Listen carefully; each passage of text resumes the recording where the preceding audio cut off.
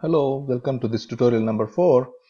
In this tutorial, I'm going to tell you about how to duplicate this object and do some basic transformations like scaling and rotation.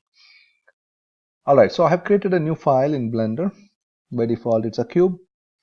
So to duplicate this object, you have to press Shift D, D for duplicate. As soon as you duplicate, just move your mouse cursor so that the duplicated object moves around. As soon as you duplicate, just note down the name over here. It's cube.001, which indicates this is a new one rather than the original cube. You can see it's all different, right? Now I'll tell you how to move around this object. Before you move around the object, ensure that you go to the orthographic view by pressing 5 and go to a convenient view, something like top view, depending on where exactly you want to move your object. So now I press G and move this object around. You can see it gives me a kind of close proximity, and it gives me a very appropriate move instead of giving me some kind of approximate move based on my vision, right? So this is the advantage of orthographic view. Now I'm in the top view. Let me go to the front view and see the object is exactly in front of each other. And then also go to the side view, that is right side view, and again press G and then move this object to match exactly the old one. Okay, and then again go to the top view, go to the front view. So this is exactly one after the other.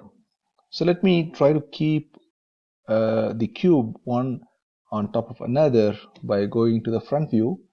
Again press G, move it up, it goes there.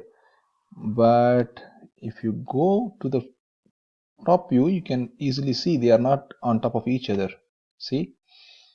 So now you have to move using the G and bring it on top of the original cube. Right, now you can visualize that by going to the front view. It's on top. Go to the right, again it's on top, but it's slightly you have to adjust in a way that it sits perfectly on top. You can zoom in and see a little bit. Is this a small gap? Let me again press G and then move down. Okay, yeah, I think now it's perfect. Still you can see a slight difference, maybe because of the size. And now slightly I'm moving on the top view. Now you see the front view, zoom out and see, yes, it's okay. 7, then 1. All right, so it looks perfect now. I have the duplicates. What I do is that I will scale the cube which is on top in a way that we can reduce or increase the size either by all dimensions or by a specific dimension. So that's pretty simple. By pressing the letter S for scaling, you can see the double-headed arrow. If you move the head outside, it will scale up. If you move the head inside, it will scale down. So depending on your requirement, you can either move in or out very slowly. Don't have to be in a hurry. So that's how it's scale up and down is done in general by all dimensions. So that means the object is scaled up in general. It's scaled up in all dimensions. Okay, so let me show that in an perspective view so that you can realize how good it is. It's in the front view perspective. Let me again scale up or down. You can see, right? All right, you can see the cube is scaling up and down. All right, so that's in all dimensions. Now let me lock it there by pressing enter key. I'll just make a click. Now what I want to show is that I'm just zooming in a way that you can see the scale up and down properly. Let me go to the ortho by pressing 5. Now you can see that we have 3 dimensions, x, y, and z. Now you from the front you can see actually x and z, the red and blue.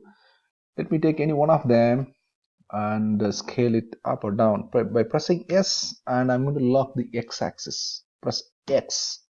Now you know the scaling is locked only in one direction, that is x-axis only. Now if I bring the double-headed arrow down, you can see the size of the cube is getting down only in the x-axis. If I go up, it goes only in the x-axis, not the whole cube. It is only in one dimension.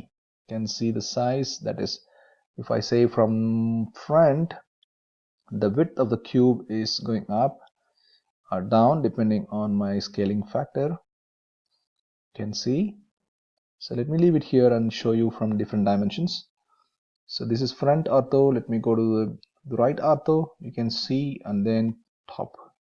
Okay, let me go to the perspective view and show you how it looks like. I mean, perspective camera view by pressing 0.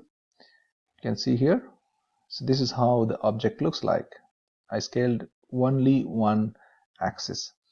Now let me go back to my normal view. I go to the orthographic front view. And I'll show you how it is going to scale up and down in the z-axis by pressing scale yes and then z-axis. Now I'm going to show you, right? So you look at the double-headed arrow, it's going down and up. So that's how the dimension on x-axis is scaling up and down. You can see this is vertically growing right from the front view. I leave it over there, okay, and then go to perspective view with the camera. You can see it's slightly away from it's not actually covered by the camera view. We can adjust that though. I'll tell you in some other tutorial how to adjust your camera to see the entire object. All right, so now going back to the orthographic view. Now I go to another side, the right side, where I can see the y-axis in green color. Now I see again, I do the same thing, scale in y-axis and double-headed arrow either out or inside. Okay, so this is what's happening with only y-axis. I leave it there. I go to the perspective view, 0 camera. You can see how much it has grown up in this y-axis. That's on the line where you can see green color. On that line, that's the y-axis. So this is what happens with the scaling. And you can do the same thing with the rotation by pressing R. This is in general, right? I can rotate in any direction. Okay, I'm just moving the double-headed arrow in any direction as I wish. But now, if you lock any particular axis, for example Rx, it will rotate only with respect to the x-axis. Okay, so that's the x-axis. It's something like holding a piece of chicken on the grill and rotating it. Okay, that's x-axis. Now if I rotate on the y-axis, you can see here that's flipping on the y-axis. Okay, that's the rotation on the y-axis. Now I do that for the z-axis, rotate z-axis. You can see it's moving around. Okay, right, so you be careful with the use of the double-headed arrow to rotate it. So I'm actually rotating my finger on the touchpad, it just rotates. Okay, yeah, that's perfect. All right, so that's how we do the scaling and rotation and moving around with the object. See you in the next tutorial.